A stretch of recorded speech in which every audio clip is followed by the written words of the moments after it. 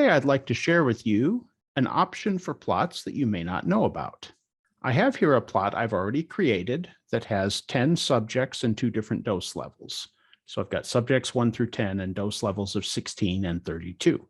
Let me show you how this plot was created. I have mapped to this plot. X is time, Y is concentration, and I have 2 group variables, subject and dose level. And that gives me this plot here. What I want to show you is in the quick styles. So if you go to select the graph name here, go to the quick styles tab, there is an option here, each group by color. Now, if I click this here, so it's turned on, then I can choose a group, and I could do it by dose level, which is what I want. And here now, all of the different doses. So the dose group has been colored. So all the 16s are one color, all the 32s are another color. And that's just what I wanted. The other option would be to dose by subject, which is not exactly what I want.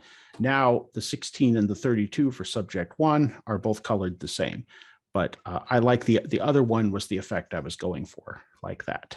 But just wanted you to know that you can use this when you have multiple groups. So if you have 2 things mapped to group, you can use color on one of them. I just thought I'd share that with you. I hope this was helpful, and I'll see you at the next video.